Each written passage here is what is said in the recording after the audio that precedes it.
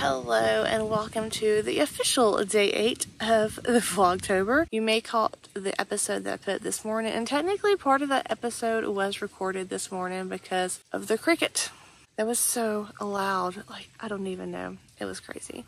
But I've been knitting and I've just been enjoying this amazing October day here in Alabama. It is 66 degrees right now and you can see behind me the wind is blowing, and I just love this type of weather. We've had our windows open all day, letting the air come in, and my husband and my youngest child threw the football for a while today. And it's just been one of those super amazing fall afternoons on a weekend, and I really don't want it to end. But tomorrow is the start of the week, and that means we all have to get back to the chores and daily life, which for me is grocery buying tomorrow. Not a lot of fun, but I did want to show you the progress that I've done thus far.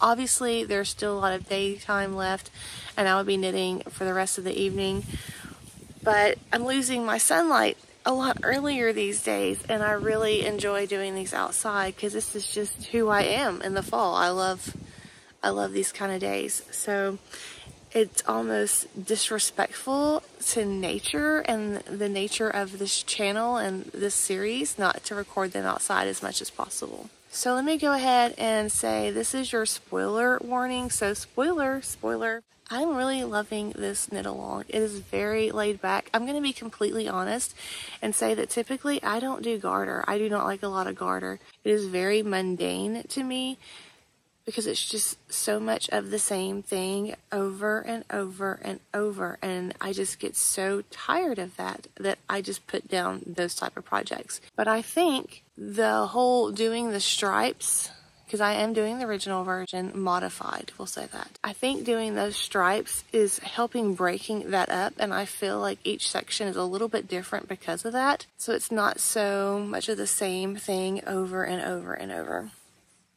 But I have completed all the way up to stripe 5 on section 4, and it won't take me long. I don't see it being a problem. I'm pretty confident that I can get done with this probably Monday afternoon at the latest, if I just sit down and actually knit. I went ahead and picked up this line of stitches.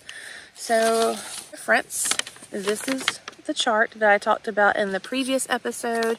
If you didn't see that, I did link the Ravelry page that has this, and you can print it off like I did, and you can kind of mark where you are in the pattern as well as color this to kind of get the stripes the way you want to. Super grateful for this Ravelry user for making this for everybody. But I've completed this first one, this second one, this third one, this fourth one, and this long side is actually part of this second one. And now I'm actually doing this side right here. So you just complete that and you're working this piece right here.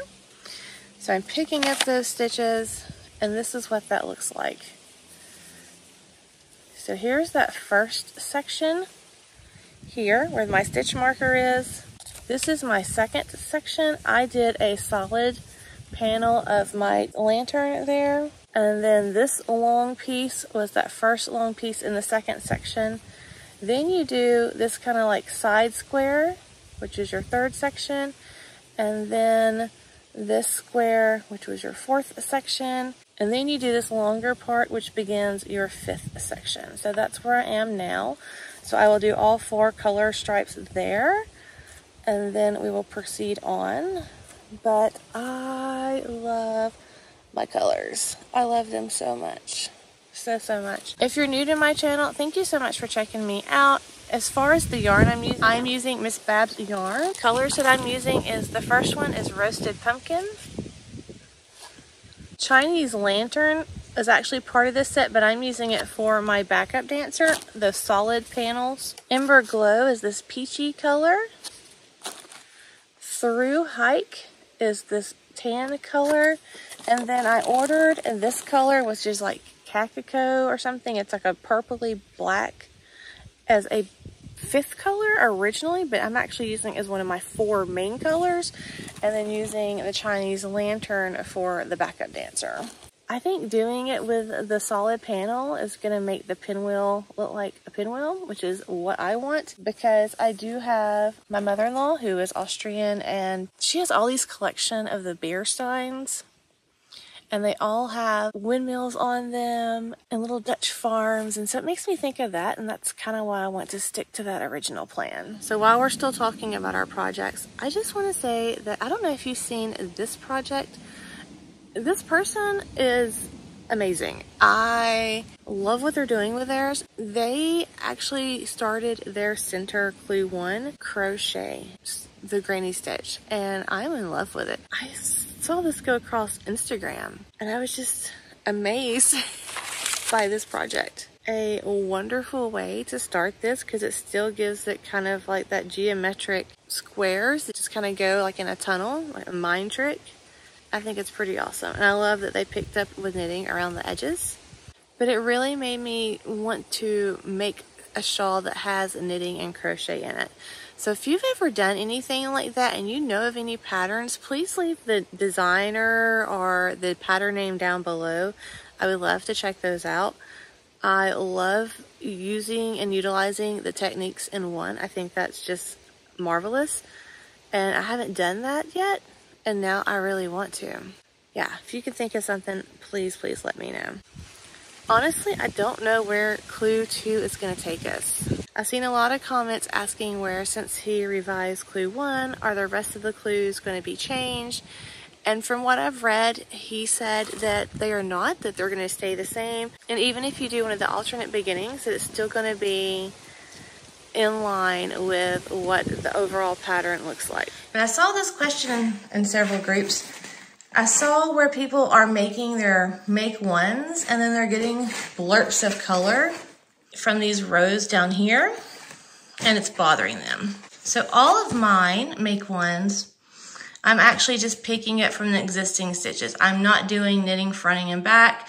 I'm not pulling up a bar. I'm just making one from the actual stitches. If I had to do a make one here, I have these 4 stitches and the pattern would say make 1 and then pick up 4. 1, 2, 3, 4. So you have to start your first stitch right here. So what I would do to make one is I would pull 1 bar from this and then 1 bar from that on the back, and that would be my make 1. Then I would go back in and grab these 2 bars for my first, second, third, and fourth. So on this one, like there's the 1, 2, 3, 4, and if you look, there's this little bitty bar right here. I would go through that for my first make 1 and then do my 1, 2, 3, 4.